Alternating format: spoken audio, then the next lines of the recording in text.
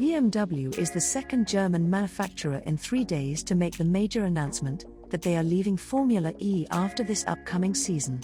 Ironically enough, this announcement came after their driver Maximilian Gunter finished the day atop the testing board on the final day at Valencia.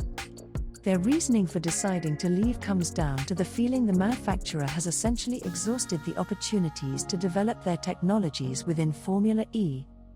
BMW released a statement saying, "Our journey in Formula E is hitting the home stretch." After 7 successful years, BMW Group will end its involvement in the series at the end of the coming season. As a partner from the word go, BMW has been instrumental in the success story of Formula E. However, when it comes to the development of e-drivetrains, BMW Group has essentially exhausted the opportunities for this form of technology transfer in the competitive environment of Formula E. As the strategic focus of BMW Group is shifting within the field of e-mobility, we will now concentrate on a model offensive and series production in large quantities with the 5th-generation BMW E drives. BMW insists they will give a full factory effort for the upcoming season.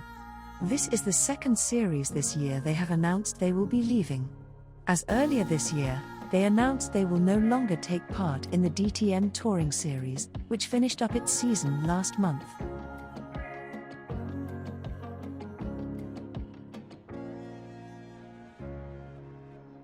Toto Wolff has confirmed Mercedes' commitment to Formula E, following the announced departure of the 2 other major German manufacturers. But goes on to say, the category needs to learn lessons and make changes in the wake of Audi and BMW's withdrawal. Wolff spoke to motorsport.com earlier today. "I think that FE is in a strong position in its niche, and can definitely grow from its niche," Wolff told motorsport.com. "We remain committed as long as the framework for future regulations, financial regulations, and technical regulations remain attractive for Mercedes. I think that BMW leaving doesn't mean that Andretti's leaving, and Audi leaving doesn't mean that the Audi entry is leaving. So we will get the message, learn the lessons and make it stronger from here. There is always upside in moments like this. These situations are there to improve series, and improve the show." Wolff's major gripe is with Formula E's financial platform. He feels there may be a need to fast-track the cost cap that is currently scheduled for the 2022 season, coinciding with the Gen 3 cars. Even though Audi and BMW have referenced a lack of opportunities for technology transfer to a fast-changing automotive sector as being a big part of their withdrawal from Formula E, Wolff says Mercedes still get plenty out of their involvement in the series. Asked how relevant FE was for Mercedes, Wolff said, "FE attracts a totally different audience to Formula One.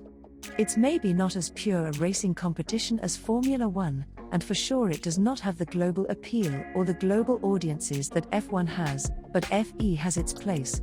It stands for electric mobility. It stands for urban entertainment. It has an event character with a single-day format, and it has developed as it should have developed as a racing startup. One must not forget that the series is only a few years old, compared to 70 years of F1. And I think we need to give it time to develop. Having said that, let's analyze why BMW and Audi have left. Let's see this as something that we need to learn from and improve from there. There's an opportunity for the series to learn something from the situation and improve."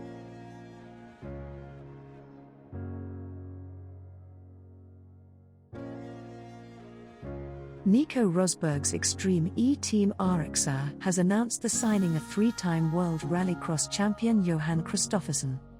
Kristoffersson, a 32-year-old Swedish driver and a 24-time World RX winner, said, "I'm incredibly proud to be joining Rosberg Extreme Racing. Extreme E is a brand new race series and challenge that will visit some amazing locations to help promote an important message, so to be a part of that is very exciting for me.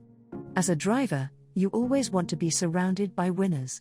In Nico and the team he has assembled, we have a team committed to winning. We have a lot of preparation to do before the start of the season in March 2021, but I'm pumped to get started." Kristoffersson will test the standardized Odyssey 21E SUV in Germany next week. Rosberg said, "We are delighted to welcome a driver of Johan's pedigree to the RXR family. As a former driver and now team founder, I have huge respect for what Johan has achieved in motorsport so far and look forward to being a part of his next chapter. In Johan, we have one of the best off-road drivers in the world who adds to our team's passion for racing and commitment to driving positive societal change." RXR team principal Kimmo Liimatainen added, "To attract a driver of Johan's talents is an exciting development for RXR. Johan has excelled in multiple disciplines throughout his career and brings with him a level of experience that will help the team prepare and perform at the highest level both before and during our first season of Extreme E."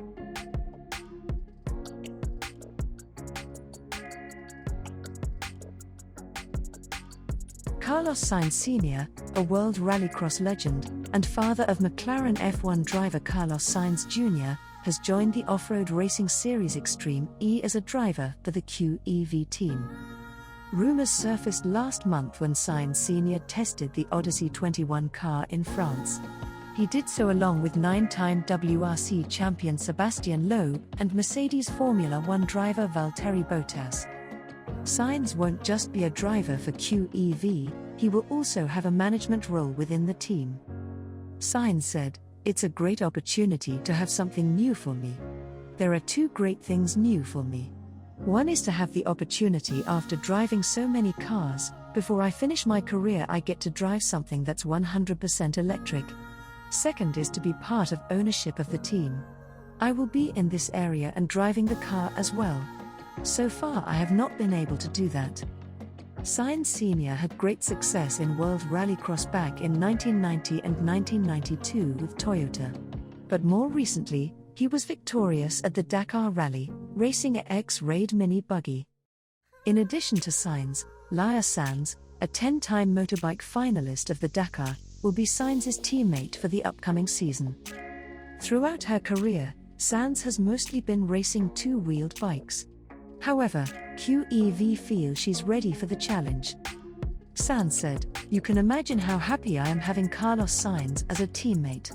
I have been following his career since I was really young. Being his teammate is a big pleasure. I hope to learn a lot and learn fast to be competitive."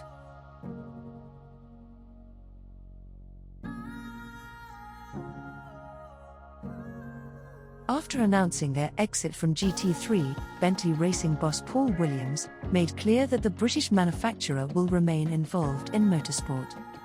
"The options at the moment are very wide, but the principle is that we want to do motorsport in the future. It has been sustainable, we have to do something that ties into where the brand wants to go," said Williams. Bentley revealed last month that they will become a carbon-neutral manufacturer, producing only electric vehicles by 2030. When asked about Formula E, Williams replied, "It's obviously a consideration." When asked whether the brand had considered Extreme E, the Bentley racing boss said, "In the first things we looked at, it wasn't on the listing, but it has more recently moved onto the list as something that we could be interested in. I have someone looking at that as an option. It is a fascinating format." Williams also mentioned, Bentley has been involved in discussions with the FIA regarding the creation of a GT electric series. Clearly this is an exciting time for electric motorsports. Thanks for watching. If you enjoyed the video, hit the like button and consider subscribing for the latest from Formula E.